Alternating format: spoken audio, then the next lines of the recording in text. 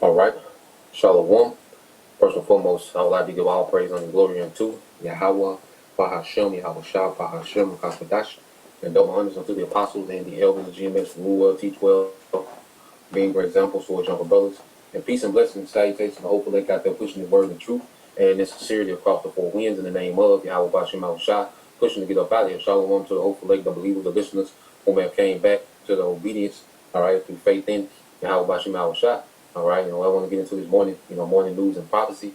Okay, and as we know, all right, there's been a lot of events, unfolding, dealing with, the tensions, between these different nations.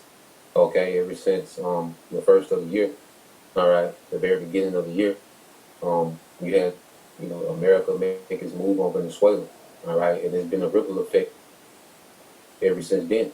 All right, there started a ripple effect amongst, certain economies. It has caused a ripple effect, dealing with, alliances, dealing with these nations, looking at America in a certain type of way and beginning to side more, with China and Russia. And it's all culminating, into the will of the Lord being carried out on the earth, as we get into, the thorns and briars of these skirmishes sometimes. We have to always home everything or center everything around the narrative of prophecy. Okay? And to sum everything up that we see happening, the Lord, okay, is making moves and putting things in place to fulfill, all right, prophecy, man. Okay? With these last three prophecies that we await, all right, Jacob's trouble, and the civil unrest, all right, the MOTB being mandated in this third world war. Okay? And what we see is everything is in place needed for the Lord to cause all these things to happen and happen quickly. Okay? That's why the scriptures speak about how salvation is nearer than when we believe. Okay? Because all the components, all right, needed for these prophecies to come to pass, okay, are being set in place. And a lot of it is in place. Okay? So one thing we have to remember, all right, we're dealing with America, because lately, with America, they've been beating the chest. They went down and got, the Venezuela president, Maduro. And what you seen was the sense of strength. America, there was a big flex, of strength, so-called. Okay? And people, just as the scriptures say, was taking on this mindset, who can make war with the beast? Russia ain't got nothing on us, China ain't got nothing on us, blah, blah. And people was running, with their narrative. Okay, due to the propaganda, machine, hyping up, all right, what the American military did in Venezuela. All right.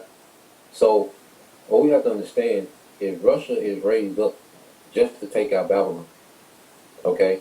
The purpose of Russia, okay, becoming a powerful military in the earth is all due to Yahweh Bashim al-Shah raising up Russia, okay, along with assembly of other nations to take out Babylon. And Russia plays a very critical part because it's known as the chief prince. And we're going to get into these things, man. All right? So don't never see America, yes, it has been the hammer of the earth. And I'm saying that in past tense intentionally. Okay? America has been the hammer of the earth. But now it's time for the hammer to be broken. Okay? Can America still destroy a lot of shit? Yes. Okay? They have amazing destructive power. Okay? But are they ready to wage war, okay, against these other superpowers and prevail? Hell no. They're going to get their ass handed to them, man. Okay? America is going to be embarrassed in this third world war. That's part of the judgment of the Lord for America. They finna get their ass embarrassed, man. Okay? When Yahweh Shah come back, America gonna be on his back. Okay? The remaining troops that's left, gonna try to gather, okay, with these other nations, okay, to fight Yahweh Shah. And that's gonna be, all right, in the instant, gone, dust. All right, as we read in 2nd Ezra, the 13th chapter. But what we have to understand, Russia has been customized, all right, to lead these other nations to take down the whore. Okay? It's going to go bad for America when they take their ass across that ocean, man. Okay? All this other shit America been doing, like I said, America hasn't fought a first world country in actual war since 1942. Okay? 44, when they fought who? Germany. And guess who helped them take Germany down? Because Germany was kicking everybody ass. They was kicking the whole Europe ass. When you go into World War I and II, Germany was kicking everybody ass, man. Okay, they was running through Europe. Okay, and America jumped in, all right, And America had to team up with Russia, the USSR at that time, to take down Germany, man. Okay? As America, did America go on the run? Absolutely. Okay? America was a military the earth has never seen. Okay? They had, reach. They was able to project power. And they're still able to project power. Okay? But now there's a resistance. There's a counter to that power. Okay? So America, they had a military like the earth has never seen, what they was capable to do. It's not Babylon the Great for nothing. Okay? But now we're at a time where it's time for the hammer to be broken. And the Lord has, raised up Russia to play a major part in breaking that hammer, and breaking that hammer asunder, man. Okay? So let's go here, let's get Ezekiel 38, okay? And then I got a few videos I want to get into. But let's get Ezekiel 38. This is an AMP, okay?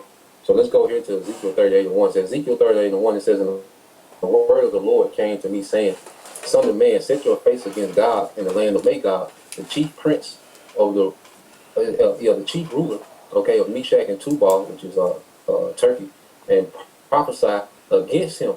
Okay, so the Lord is against Russia. It ain't like we're pro-Russian. Okay, we're pro-prophecy. Okay, and we just understand according to prophecy, Russia is raised up to take down Babylon, man. Along with these other nations, Russia's not going to do it by itself. Okay, because it's going to take a conglomerate of nations, to embarrass America, man. Okay, I say America is still a mighty military, but they're in decline. Okay, and the Lord has raised up a counter to America, man. See, it's about what the Lord is doing. Damn America's track record, what it's done. Which, like I say, since World War II, they've been fighting, third world, second tier countries, man. Okay, and they've been terrorizing, and people have dared to challenge, what they do because of, the capability of the American military. But now these other nations possess capability, man, to counter America, man. And it's gonna all come together to embarrass the whore in this third world war. Okay? So we're not pro-Russia, we're not pro-China, we're not pro-Iran, we're pro-prophecy, man. We're just giving the commentary according to Yahweh Shema Shah of how it's finna go down. Okay? Let's go to verse 3. And the same matter of fact, I want to get this because Elder Apostle Dohar, he brought this out, concerning dealing with chief prince. So when you go into, which we know the word prince, okay, goes into shar in the Hebrew, okay, and then you go into this word chief, okay, in the Hebrew, which is what? Ra'ash, okay. So if you put those two words together, Ra'ash, shar, or chief prince in the Hebrew, you get Russian, So in the Hebrew, chief is Ra'ash and prince is shar, okay. So you put those two words together, Ra'ash, shar, okay, and you get Russia, okay. You can't make it up. So Russia goes back to chief prince. Okay? And what is the chief prince? It says the head, the top, the summit, the upper part. The chief. Okay? Russia's a chief to these other nations, man.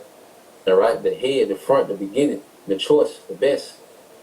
Okay? So Russia, the Lord has Russia as being the head, okay, of this ally, of these alliances of these other nations to take down America, man. Russia's the head of that alliance that has been raised up to take down America. Okay? So this is the Lord doing. Damn America and all the hoorah and beating their chest. No, the Lord has raised up an alliance that's going to make America look like a little boy. Okay? They finna get their ass embarrassed, man. America is past tense. It's over. You see? That military dominance is over. That's why they got to do gimmicks. Okay? That's why they got to do the propaganda and the gimmicks. And we're going to show you Russia ain't doing gimmicks. Okay? You see? America internet thugging, man. You see? This shit look cute for the internet. In fact, I heard Russia just took about 9 U.S. ships after the seizure of their tanker. Behold, I'm against you, O God, chief ruler of Meshach and Tubal. Like I said, the Lord's against Russia too. But Russia, Yahweh Shah gonna come.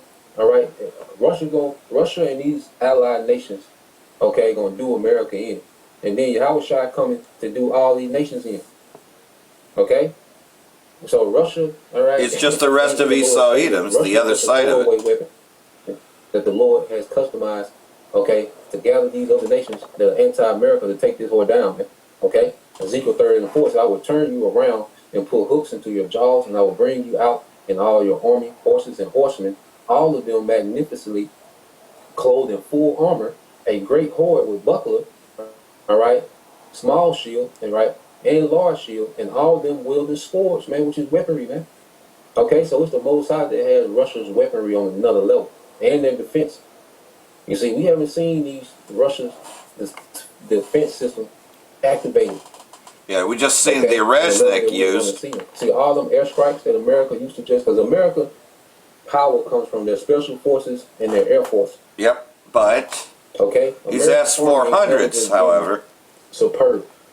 Okay, but their air force, all right, I'll say them aircraft carriers and their special forces. That's been the bread and butter of the American military. Okay, but the Lord, you know, has put it on the spirit of these Russian men to come up with these defense systems, these air defense systems, man. All right, it's going to neutralize America's air attacks, man. Yeah, right? Because Syria had the S-200s, and they worked. The fighter jets coming down. Okay, the fighter jets coming out of the sky, baby. Ain't gonna be no more, you know, airstrikes with, you know, with no consequences. And that's one thing too. America, they're not used to taking losses. You know, they fought these wars since World War II, and they haven't taken significant losses in none of these wars that they fought since World War II. You know, because they fight in these lower tier countries. Okay, they fight in countries that don't even have air force. Okay, or no type of missile defense system. Okay, so they're able to just go in and have their way. Special forces come in and topple the government. Okay, Air Force like Maduro come in and destroy infrastructure, and then by the time the army get there, it ain't much to do. You see, so now what we're finna see is America's bread and butter is finna be neutralized in this war. Okay, America finna go into uncharted territory, man.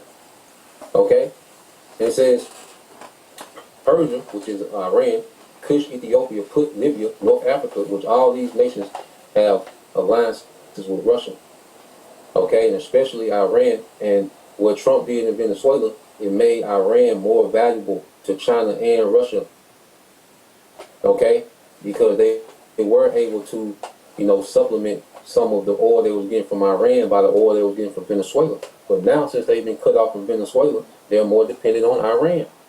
Okay, which is going to make them more prone to defend and help Iran. Okay, whenever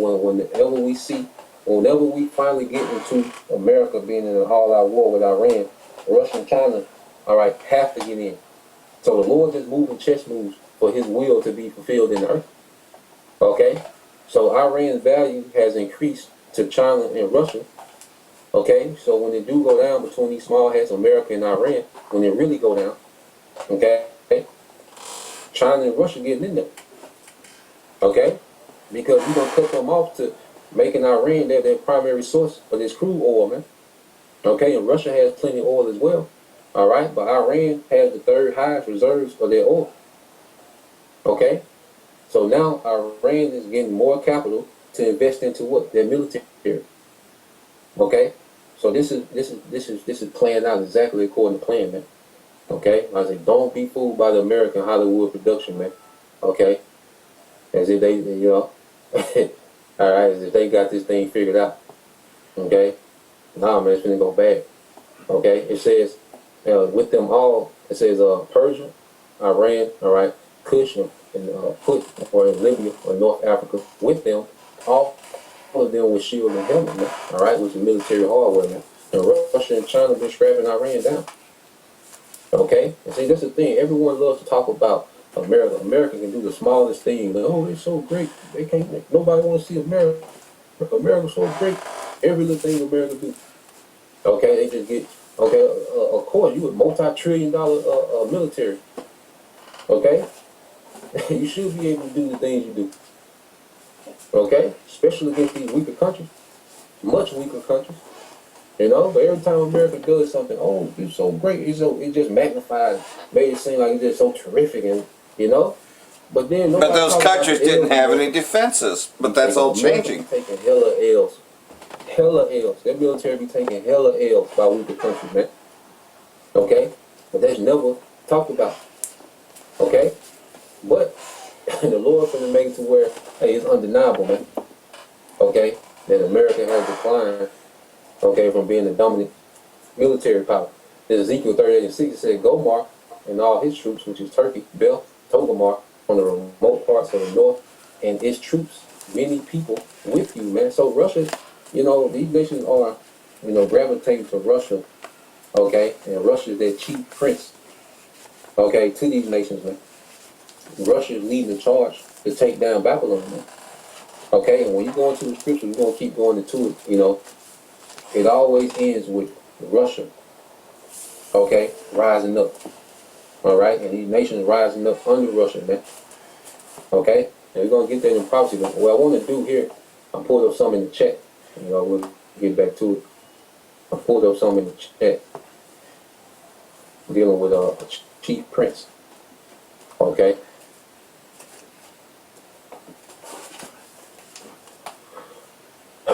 So I said, what would be the duties of a chief prince in a region as regard to other princes? In Ezekiel 38:4, what are the customs linked to putting hooks in the jaws of a wild beast?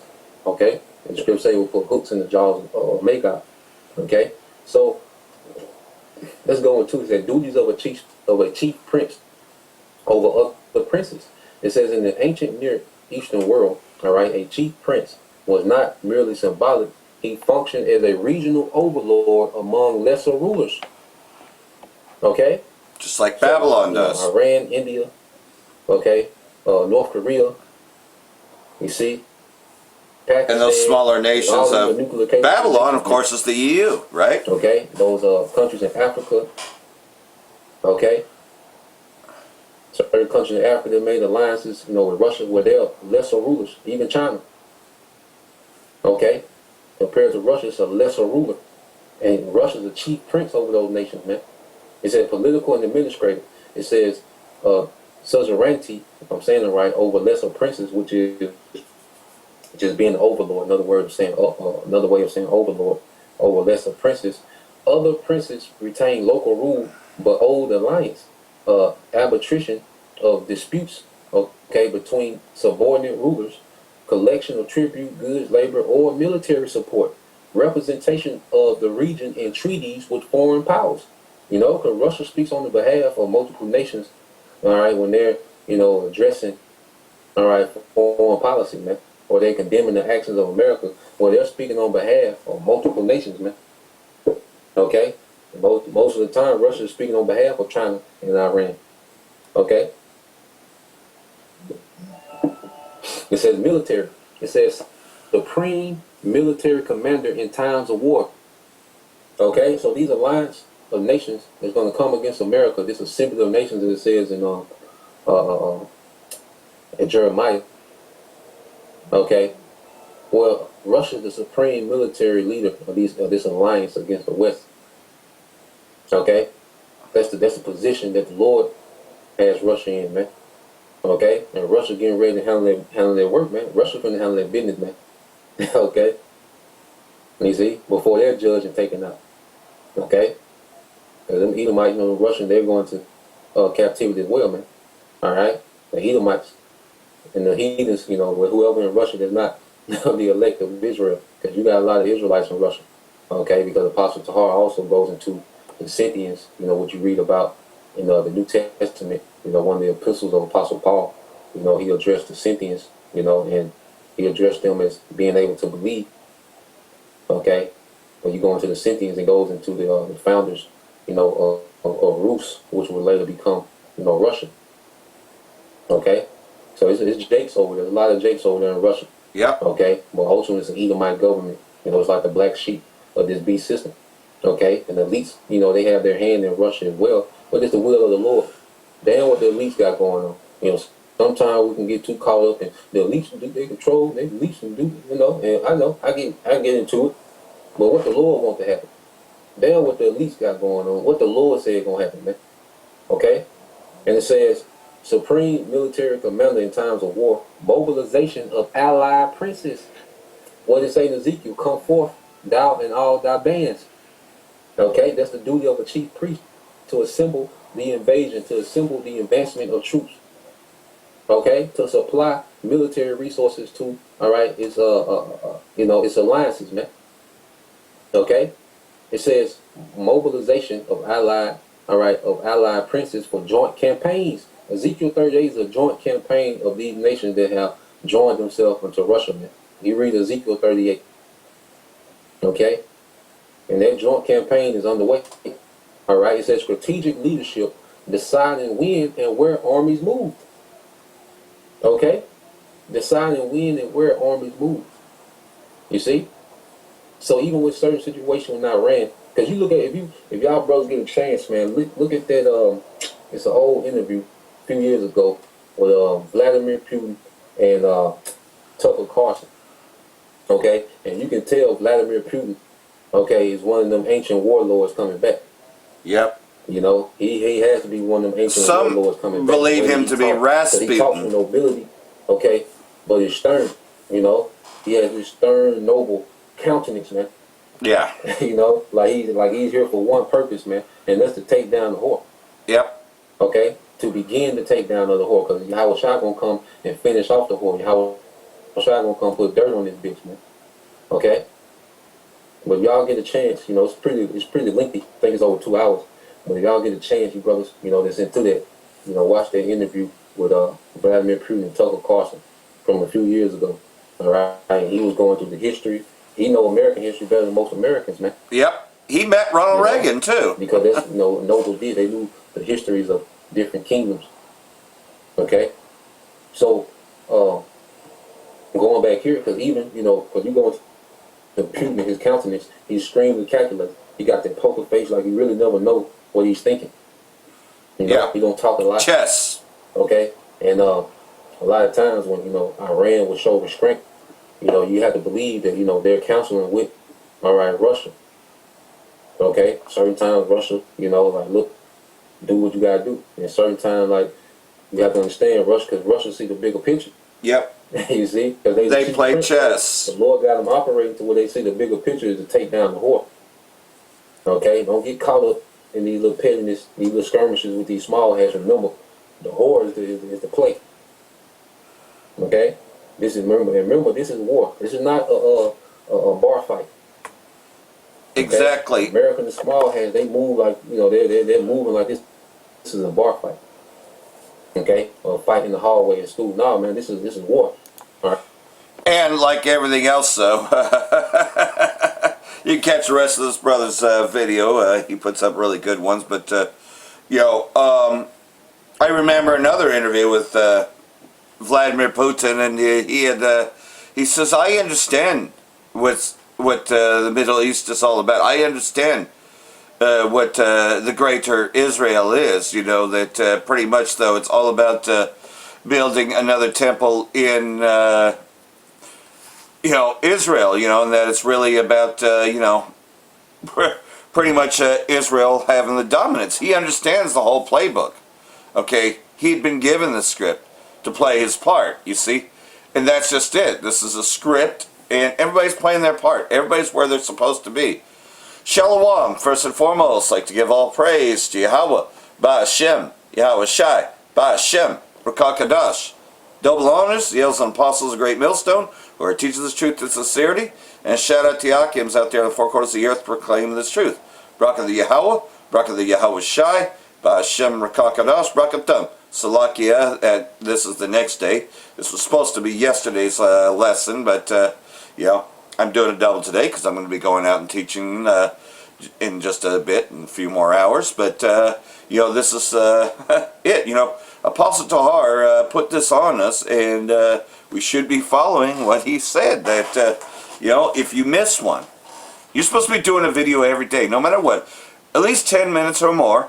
You should be doing a video every day, because there's no excuses for it, because when John was on the island of Patmos, he was still prophesied to the day he died, and he was in prison. So, how much more are we to do? No. This 3 videos a week thing, no, you got to do a video every day. So if you miss one, the next day you do 2.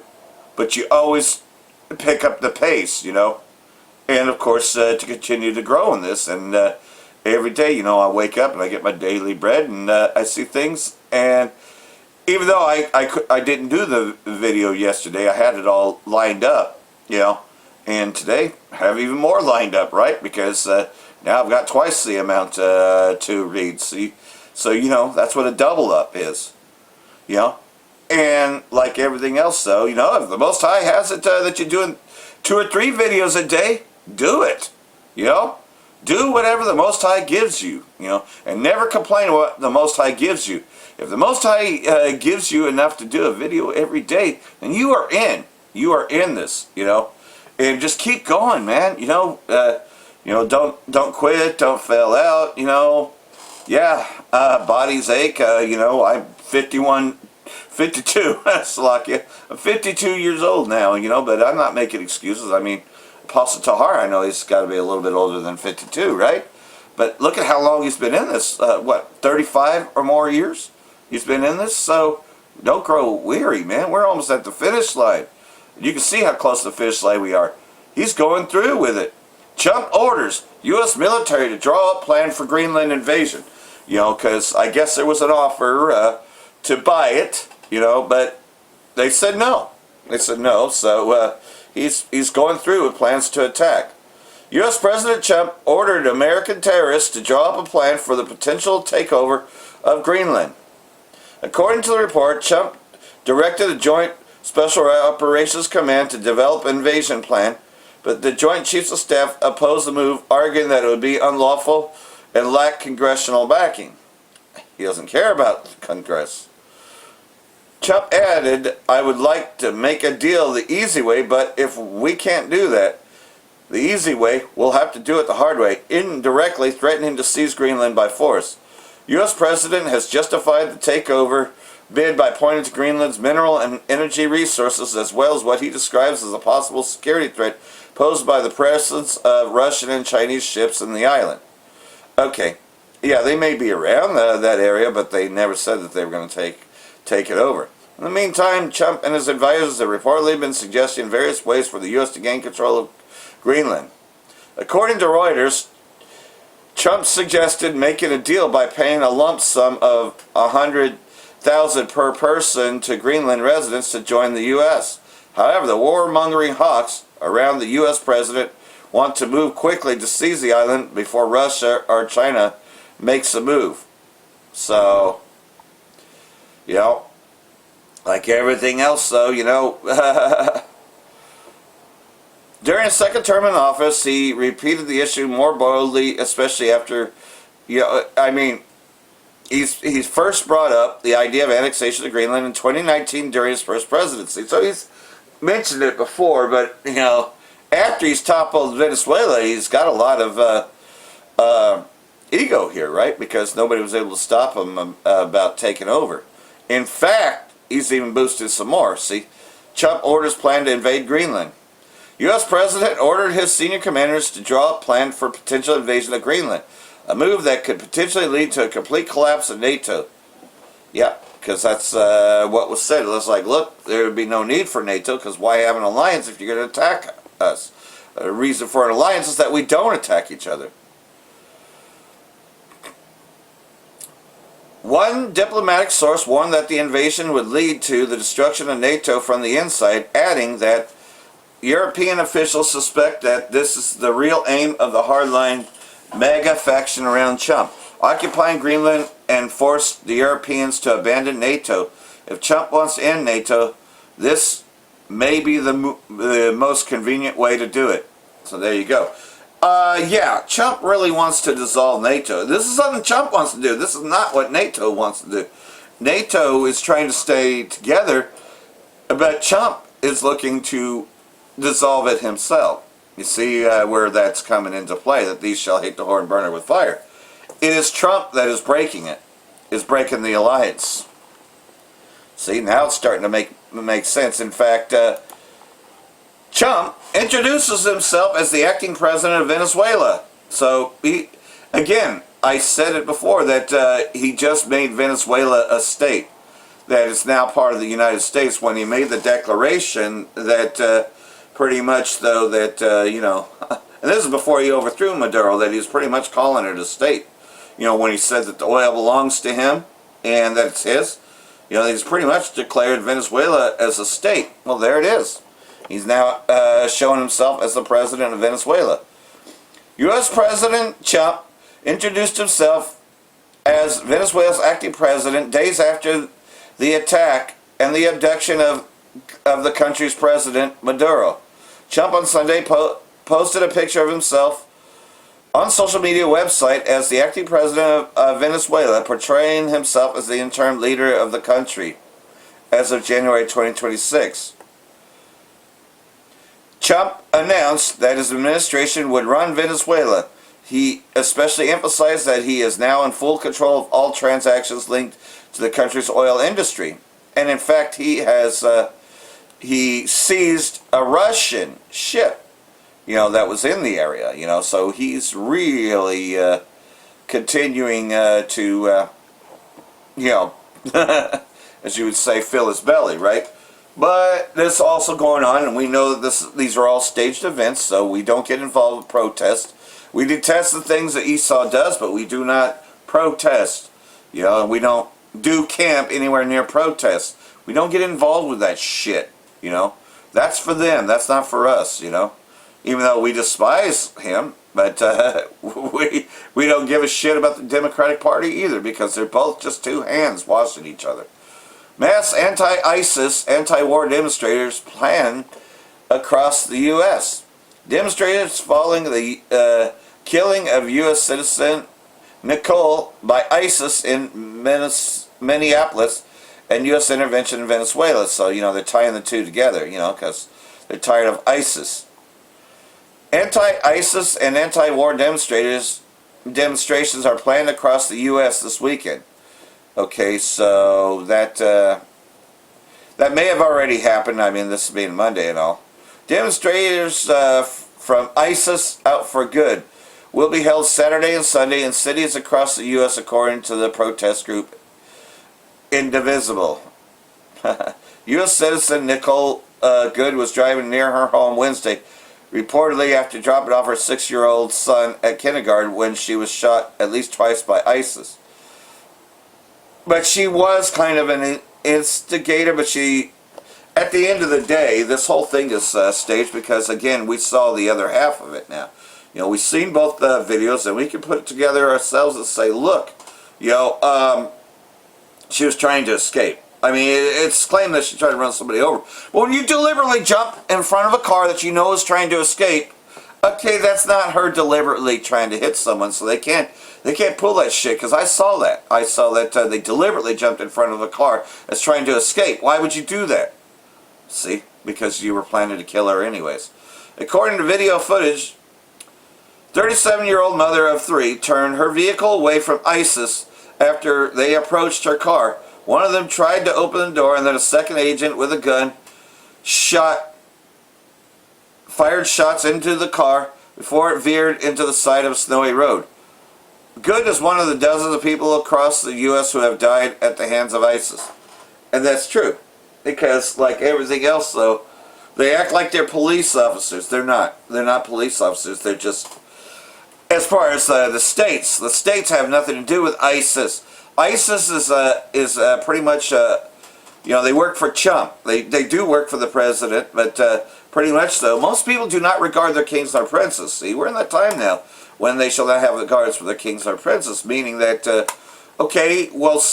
some may not regard their state senators or governors, and some may not regard the president. You see how there's like a separation between state and government and all that? Well, this is part of that, because, again, ISIS is not a part of this city or state. ISIS is its own agency like the CIA. So think of that, And like everything else, though, hey, by the state and governors' rights, this is, it's unlawful. It's unlawful detentions, unlawful seizures. So these people believe that they have rights, even though Trump is acting as a king, etc. But nonetheless, though, that's what took place. But you know, we didn't get involved with that. Did you see anybody from Great Millstone getting involved with, you know, protests and all that? No. We went and we did our camps. You see that we posted lots of camp videos. I'm going to do my camp today on Monday, you know, because I just ran out of time yesterday. So, you know, that's why I'm doubling up today. That's what you do when you know that, okay, you didn't make a video the day before, but you double up the next day and you're sincere about it. That's all that is required, you know, that you are diligent.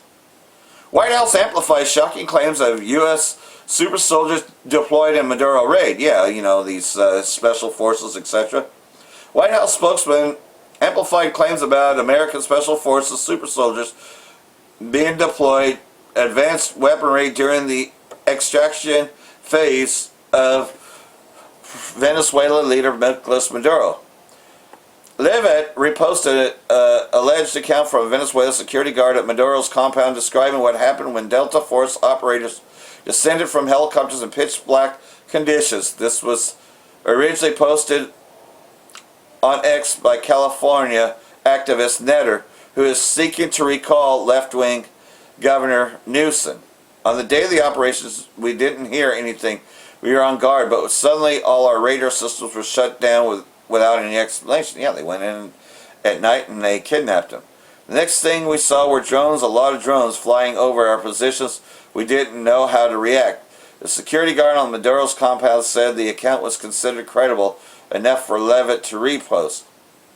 So, like everything else, those special forces went in and they took over the country. You know? And, you know, these are modern warfare. So, you know, you can see a little bit, you know, like Call of Duty. Because, remember, it was in a Call of Duty game if you didn't see the previous video. Alpha set. One Tango West container, in the open. Yeah, they went in at night. Move out and engage.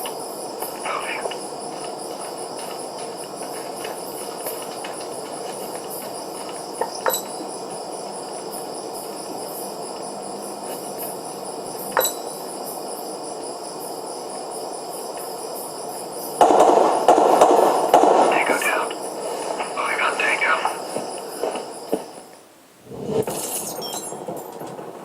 So there you go. Yeah, looks like a Call of Duty game, right? And they got people playing that game too, you know, because, you know, Esau always boasts about things that he's going to do in advance anyways, so it's no wonder. But is this interesting, or what? Israeli judge that was presiding over Netanyahu's case, all of a sudden dead. Is it a coincidence? Also, the one who made the Call of Duty game, also dead. You know, they supposedly crashed on a Ferrari. You know, it was a Ferrari crash. Or was it? Because, you know, nobody is allowed to... They took him out before questions could be asked because people did see the Call of Duty game. A lot of people play Call of Duty. I mean, I've glanced over it, maybe played a few rounds, but it's very advanced. It's not as... I'm more into the role-playing games, you know, just saying, you know, that I like games like Diablo or Final Fantasy. When I have time for it. I haven't played those in a while. I'm too busy with this, you know, but when, you know, might play a game or two, right? But that's what I'm into. Call of Duty is way harder than that. You know, just it's pretty much like Tom Clancy games. They're almost impossible to beat. An Israeli judge investigating Benjamin Netanyahu on a raft of disturbing crimes, including corruption and his role in a global organ harvesting and adrenochrome ring, has been found dead in suspicious circumstances. Police say that Judge Benny Sagi, president of Israel's Beersheba District Court, was killed in a traffic accident on Route 6 when a vehicle that had been driving off-road entered the highway and collided with Sagi's motorcycle. But there are details about that crash that don't align with chance. When a judge follows the money... This story does not add up. ...to move, and then dies on an open highway, the question isn't what happened, it's who panicked. The bombshell is what Judge Sagi was about to expose, and why someone made sure that he never reached the courtroom. Before we dive in, subscribe to the channel if you haven't already, and join the people's... So here we go. The Israeli media moves on, carefully instructed to treat the death as routine, unremarkable, almost boring. The Jerusalem Post brushed the story under the carpet with just 3 sentences. as if it were normal for a judge probing the most powerful man in the country, one holding compromise on world leaders, to die suddenly, violently, and at the precise moment the case was about to break open. באמת שופטי בית ניס הגיעו, באמת היה אדם משכמו ומעלה, שופט באמת שאני חושבת שמכל הצדדים תמיד הכירו אותו, דיבר בגובה מאוד ענייני, עבדתי את עצמי הרבה מאוד תחומים, תחום של הגישור הפלילי. ידע לפתוח מבער משפטי כשצריך. The death comes as the global adrenochrome trade is on the brink of exposure. According to intelligence leaks, Vladimir Putin has issued a blunt order to Russian security services. Smash the adrenochrome industry and expose everybody protecting it. No negotiations, no quiet fixes. Full illumination. The first warning shot came with a discreet seizure tied to Israeli logistics operating under humanitarian cover. Official denials followed. A media blackout was immediate. But behind closed doors, the message was clear. The old protections no longer hold. That single disruption was enough to send Israel into panic and the industry into overdrive. What the Adrenochrome Task Force now describes isn't a market in retreat, but a market mutating, stretching supply with synthetic substitutes to keep elite demand satisfied. The product is weaker, the buyers know it, and panic is setting in. In Hollywood, insiders whisper about stalled productions, erratic behavior among adrenochrome addicts, and a sudden obsession with invitation-only longevity retreats, offering experimental treatments nobody will name on record. Powerful people are disappearing from public view, re-emerging, altered, or not at all. Officially, none of this exists. Governments deny it. Fact-checkers debunk it. But intelligence channels tell another story, and a British surgeon has had enough, exposing the truth about Palestinian bodies returned from Israel with hearts, lungs, and livers removed. Children emaciated, drained of blood, and left to die. So it appears Israel have resumed the harvesting of Palestinian organs. A British Palestinian surgeon, somebody who can not be labelled a Hamas member, has spoken out about the photographs he has received of cadavers that were handed over by Israel, and he notes that it appears highly indicative that there has been organ harvesting occurring. He has said that the bodies show clearly surgically removed lungs. Amalek is the most sick fuck of them all. Professional surgical way, using specialized tools with zero damage to surrounding tissues. Israel, as we know, have formed on this. Government officials in the past have admitted that Israel have harvested the skin, corneas, heart valves, and bones. There's no way they could be the Israelites. The year 2000. So to turn around and say that it all just with this alone is a libel in itself. But I suspect the argument here is that Palestinian organs were perhaps promised to the Israelis by God 3,000 years ago.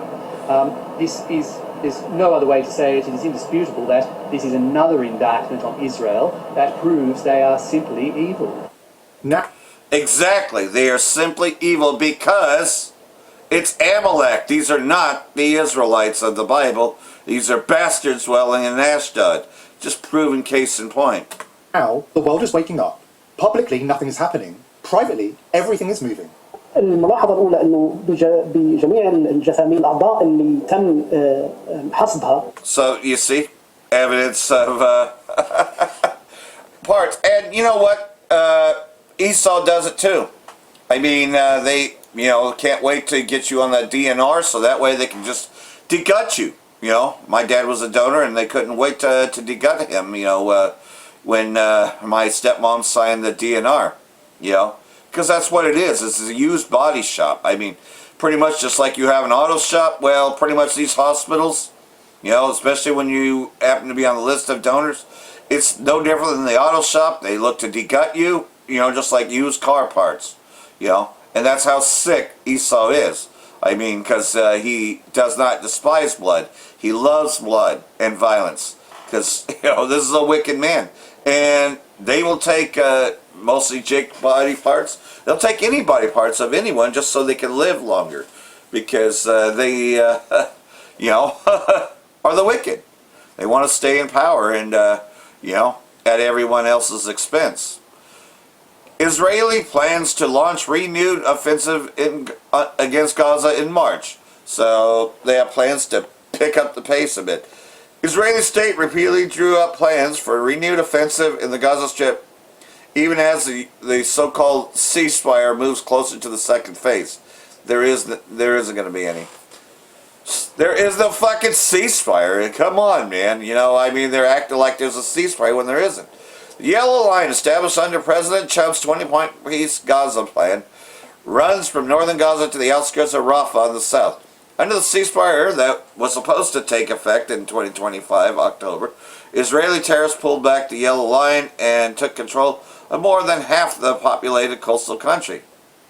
It's an imaginary line, which is increasingly taking more permanent form and is being referred to the Israeli media as a new border. Despite the truce, Israeli regime forces continue to occupy more than half of Gaza, including areas in the north and in the center, and not to mention all the explosions that's going on in the West Bank as well. They could honor any peace plan because we know that that's all bullshit anyways, just smoking mirrors. Israeli social media erupts with calls for overthrowing Iran's government. You see, that's who's behind the riots, and Iran already knows about this. Israeli politicians and influencers have openly welcomed the latest wave of protests, with some advocating for military intervention in order to access the Islamic Republic's natural resources. See, they want Iran back as part of the Greater Israel Project. They have to have it, you know, because they had it before, you know, when they had a coup d'etat in 1953. They had control of Iran all the way up till 1979, but since the Islamic Revolution of 1979, which Ayatollah Khomeini became the new leader, they've been trying to get control of Iran ever since. And they had that 8-year war between Saddam and Khomeini, and you know, they were funding Iraq, you know, against Iran. But when Iraq had failed to take over Iran, to even with chemical weapons and all, they drew out a plan to take out Saddam. And eventually they did by 2003. But that whole thing about him invading Kuwait was all engineered by these Israelis. You know, and Netanyahu himself, you could say. The state of Israel, with the capacity to become a regional power or American interest, told us U.S. don't want when Iran was already on its knees, he added, referring to last June's direct confrontation between Iran and Israel. Right-wing Israeli activist Haddad welcomed the protest, sharing an image of himself with the supporters of Iran's former monarchy. Allah willing, soon we will be able to wave the two flags together side by side in Tehran, he wrote, referring to the Israeli flag and the pre-1979 Iranian in tricolor. See, it's all about going back to the way things were when they controlled the Iranian government. You know, so, you know, here's a little bit of insight. I pray and hope that 2026 will be the year that we make Iran great again. And to the Ayatollah and his thugs, if you keep killing your people in defiance of President Trump, you're going to wake up dead. For over a week and a half now, Iranians have taken to the streets to protest the country's cost of living crisis. Demonstrations began in late December when salesmen went on strike at a mall in downtown Tehran to protest spiraling prices. Since then, protests have spread elsewhere, including Tehran's Grand Bazaar and over 100 towns and cities across the country. Now, this is not new. Sudden price hikes in 2017 and 2019 also resulted in mass demonstrations and deadly government crackdowns. After the first Trump administration exited the Iran nuclear deal, it's a horror show, and reimposed sanctions in 2018, Iran was effectively shut off from the global financial system and oil export revenues. That accelerated the country's economic decline. The currency collapsed, wiping out the value of people's savings and all but erasing the middle class. As the economic crisis continued, major protests erupted again in 2022, following the death of an Iranian woman in custody for not properly wearing the hijab. But 2025 brought even greater challenges. As Israel widened the Gaza war to the region, Iran's closest allies suffered. Syria's Assad government crumbled, and Lebanon's Hezbollah was severely weakened. Iranians increasingly asked why their government had spent so much money on foreign allies rather than their own country's development. Israel's surprise attack and 12-day war with Iran in June brought this point home. Iran's foreign policy had cost the country tens of billions, but failed to actually protect it from foreign attacks. After the war, the currency began to collapse even further, falling to nearly 1.5 million to $1 US. Inflation reached 40 to 50%, and soared even higher for food items, helping to bring protesters from smaller, more rural towns out into the street as it hit them hardest. Iran's government has tried to respond to the unrest with policy changes. It plans to give monthly food vouchers worth 10 million rials or $7 to Iranian households across the country. But beyond small tweaks, Iran's government can't properly resolve the crisis without undermining its own authority, for example, by reducing the army's control over the economy, or offering the kinds of concessions on its nuclear program that could lift foreign sanctions. Iranians know this, and that's why some chants have gone beyond economic demands to include sayings like "down with the Islamic Republic" or "death to the dictator." In economically hard-hit cities like Ilan, protests have gotten violent, with security forces firing tear gas and pellet bullets at demonstrators. So far, 36 Iranians have been killed, and over 1,200 have been detained. As the unrest intensified, US President Trump warned that if Iran shot at protesters, the US will come to their rescue, adding that its armed forces were locked and loaded and ready to go. Israel is also reportedly considering options for intervention. The Mossad's Farsi account on Twitter uploaded a post telling the Iranian people, "We are with you in the field and let's come out to the streets together." But these officials may be getting ahead of themselves. Mass protests have been a repeated feature of Iranian life for the past 20 years, and especially the last 10. Yet major protests in 2009, 2019, and 2022 failed to topple the government due to the loyalty of the security forces. They still lack an organized, well-led, unified opposition movement. The leading candidate for such a movement, the son of the former Shah, Reza Pahlavi, I'm more than ever ready to step in Iran, has spent decades in exile, placing him out of touch with the Iranian people and ill-equipped to understand their needs. At the same time, the Iranian government seems to be slowly losing the ability to manage these crises. It can't keep throwing subsidies at the problem without worsening inflation and running out of cash. But despite the outrage they've caused, it's still unclear what or who could replace them. So there you have it, from full perspective there. Like everything else, so I'm going to try to get this here. Salakia, hold on a second.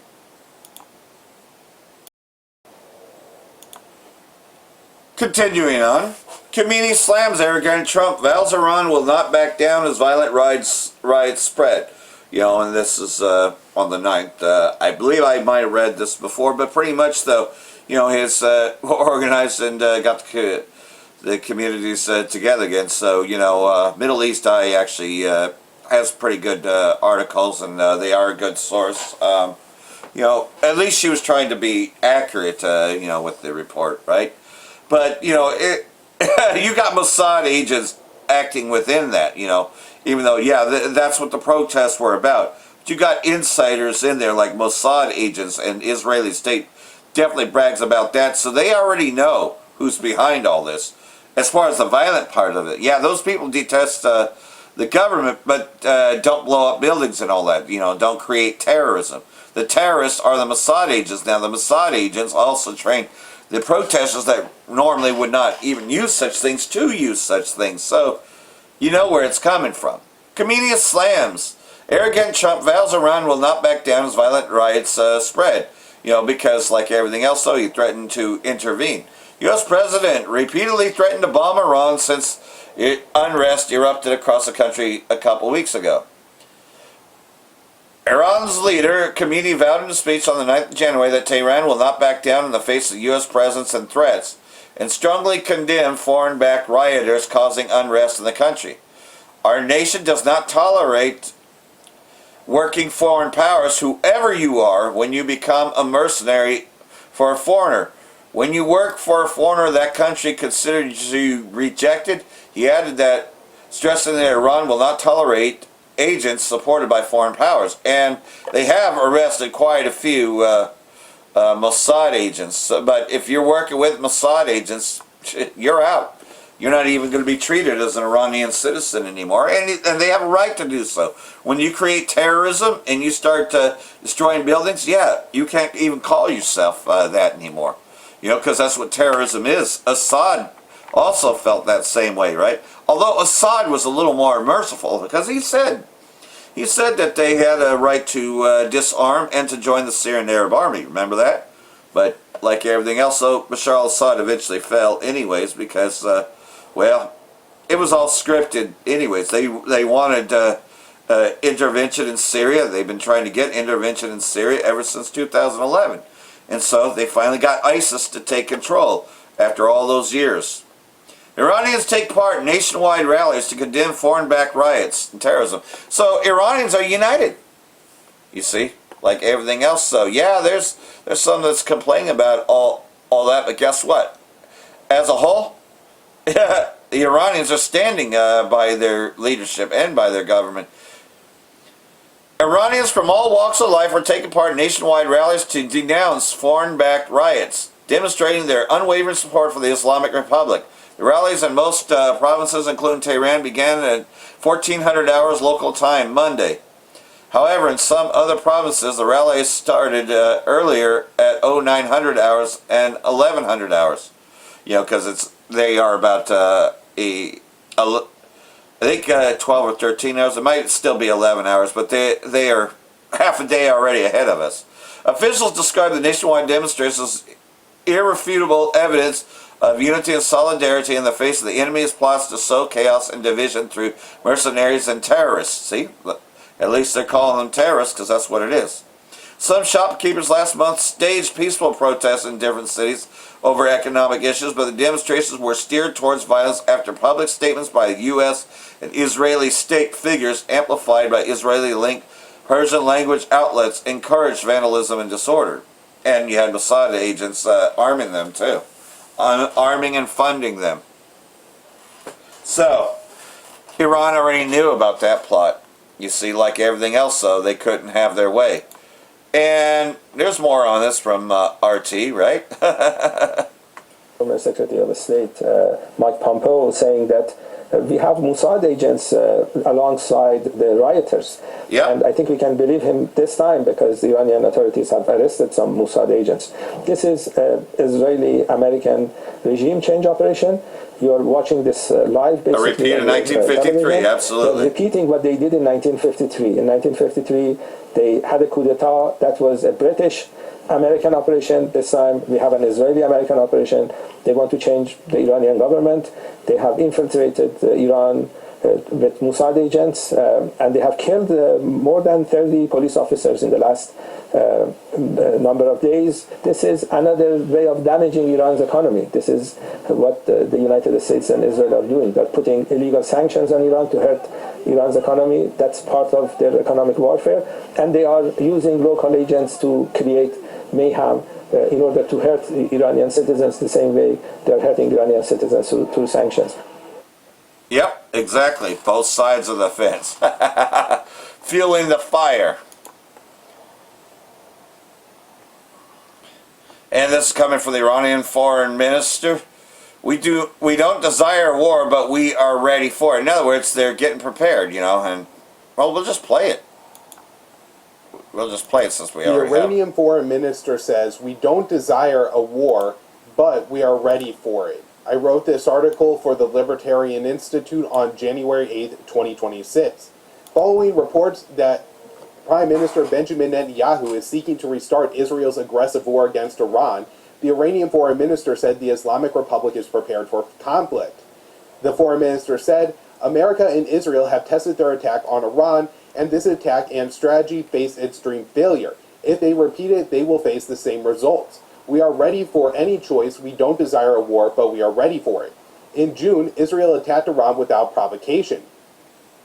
The strikes targeted Iranian scientists, officials, military sites, civilian infrastructure, and nuclear facilities. Over 1,000 people were killed in the attack on Iran. The U.S. joined the war on Iran and targeted 3 Iranian nuclear sites. Last week, Netanyahu met with President Donald Trump in Florida to lobby the American leader to restart the war with Iran. Netanyahu claimed that the Islamic Republic presents a threat to the Jewish state is disputed by top Israeli think tank analysts. So this is what Danny Krasowitz, a fellow in the Iran nuclear program at the Institute for the National Security Studies, a top Israeli think tank, said. Stability serves Iran well because even when there is no immediate existential threat, instability makes the regime feel challenged.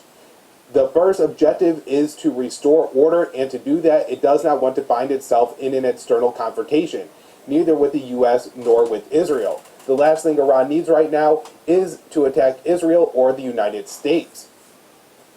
The aggressive war derailed nuclear talks between the U.S. and Iran.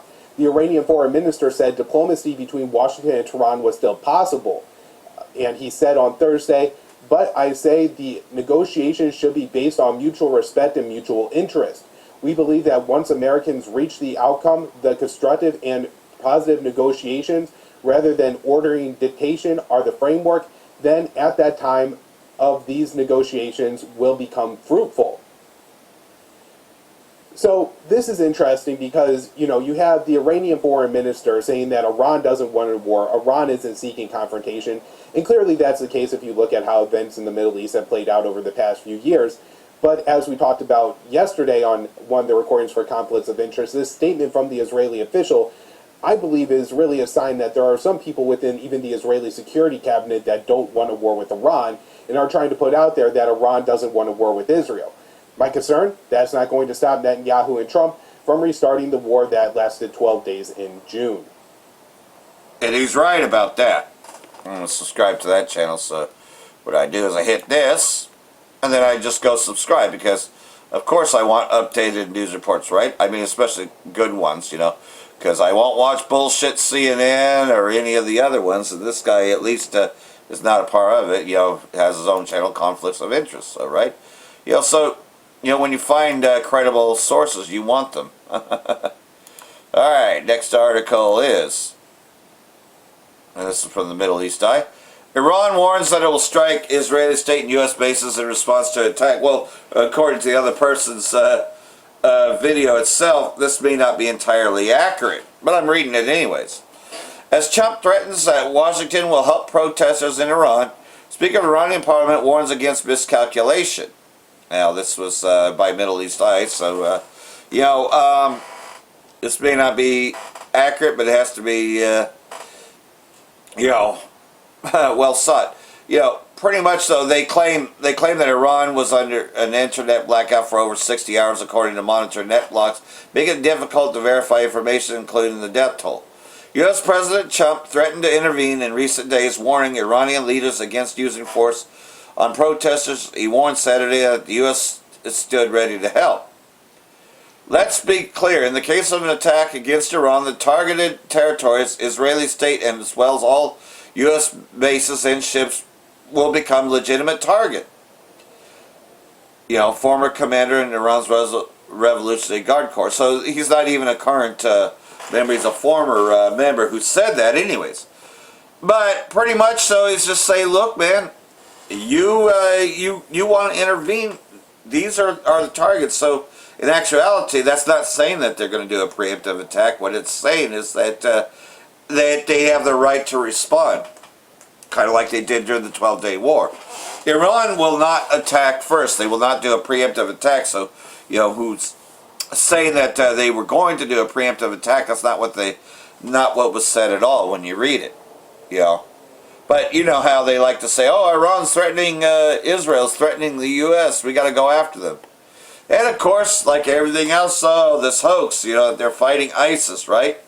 U.S. conducts large-scale strikes against Syria. Pentagon says ISIS were targeted after the December killing of 2 American terrorists. America and partner forces have carried out strikes against ISIS targets across Syria in response to the deadly December attack. You know, like everything else, though, that was a false flag. And let's see when the date is, because this... Yeah, it's January 11th, so that's current. So pretty much so, they are still attacking them. The guys are fighting ISIS, even though you got ISIS running the government. So it's ISIS against ISIS. You know, you got to laugh at this, right? You know, strikes today targeted ISIS throughout Syria as part of our ongoing commitment. You know, so you know they claim to be fighting ISIS. Recent media reports said Washington is considering deploying personnel to an airbase in Damascus as part of Trump's push to expand cooperation with ISIS leader al-Jilani.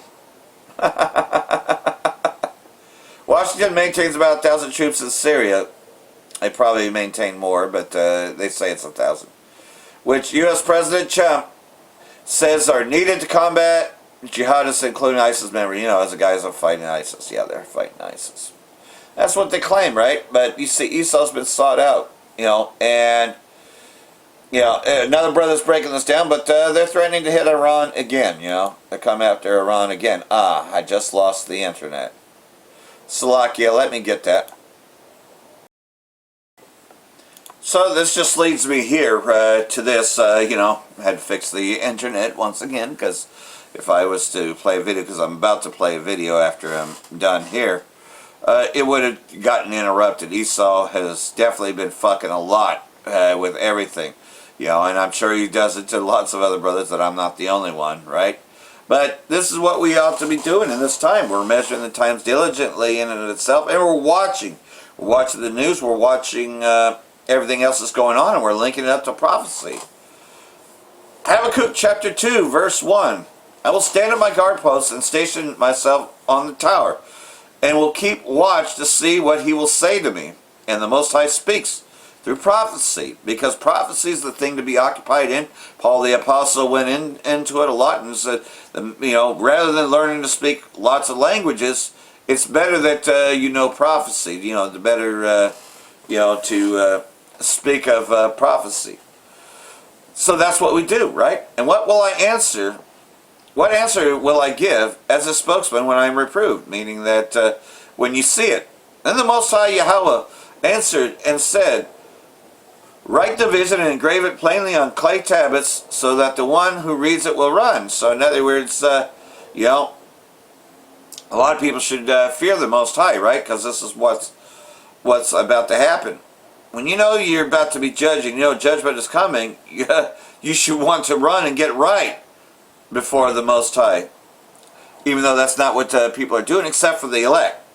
Like, when I heard this truth and I knew it was the truth, I ran with it, and I'm still here to this day, because I felt compelled that I need to go out there and teach. I felt compelled that, you know, this is the truth. This is the 100% truth, you see? So that's what it's talking about when it says, so that the one who reads it will run, right? But the vision is yet for an appointed future time. It hurries towards the goal of fulfillment. It will not fail. Even though it delays, wait patiently for it, because it will certainly come. It will not delay. All the things that are spoken about in this book is coming to pass. You know, they are scheming ways to implant everyone with a micro C-hit through the digital dollar, through the digital wallet. You know, and they're changing the infrastructure. The penny was killed last year. And, you know, Winco in particular here in town, they're a bunch of scam artists anyways, but, you know, they pretty much, they don't even want to give you change anymore. You know, the last time they said it was because of the coin shortage. Remember that bullshit? Well, now it's because they prefer correct change if you're going to pay with cash. They're trying to get rid of cash. In fact, if you go to the fast checkouts like you would normally, oh, it doesn't give cash back anymore. You see, they're trying to do away with that completely. You know, they're a bunch of scam artists, but guess what? All of them are going to become scamless. Look at the proud one. His soul is not right within him, but the righteous shall live by his faith in the true power. So, you know, we seek righteousness, and we know the rest of the world is wicked. You know, hey, you know, guess what, though? Things are speeding up, so you just, you know,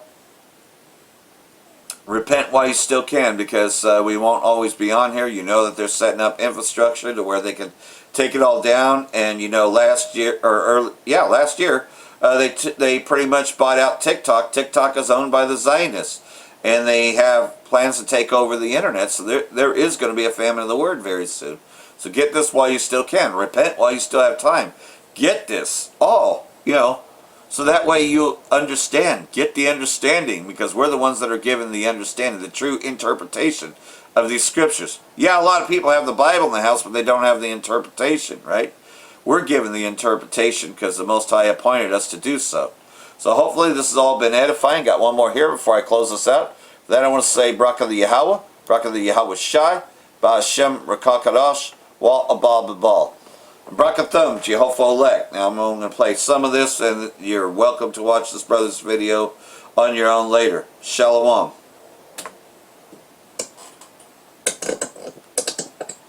Shalom. All praise be unto Yahweh, Ba'ashem Yahweh Shai, Ba'ashem Rakakadosh. Peace and double honor to the apostles, the elders, the great millstone. Shalom to the elect. All right, this brother Ashiar coming at you with another lesson of edification. Lord wills edifying. All right, going into prophecy.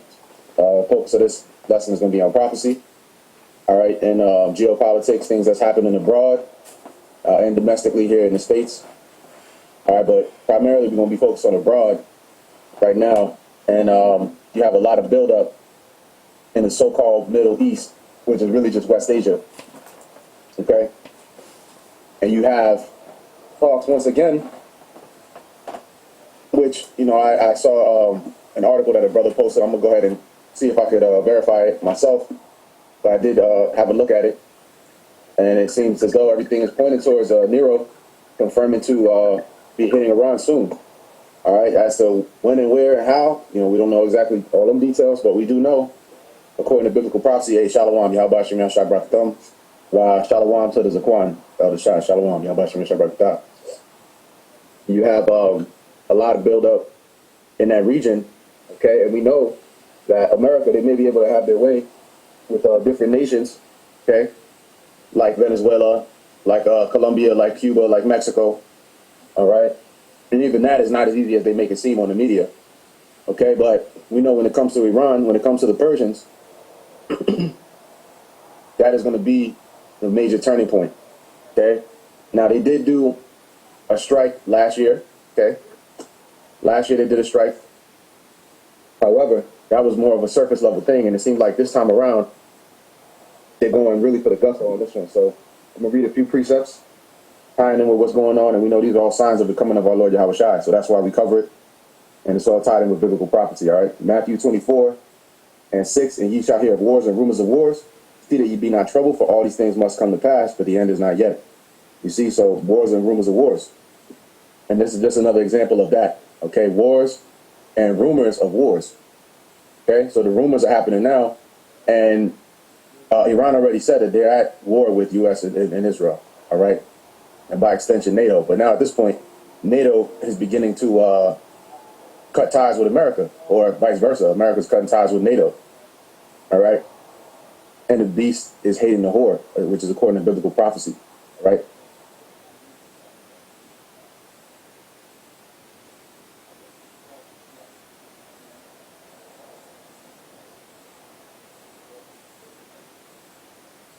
Matter of fact, we can pull that up.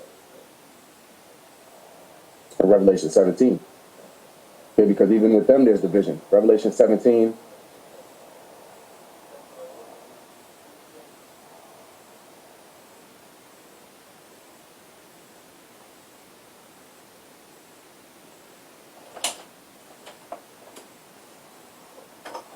And verse 16, and I'll read 15. And he saith unto me, the waters which thou sawest, where the whore sitteth, are peoples and multitudes and nations and tongues.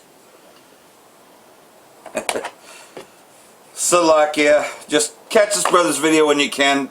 Esau's fucking with a feed. Shalom.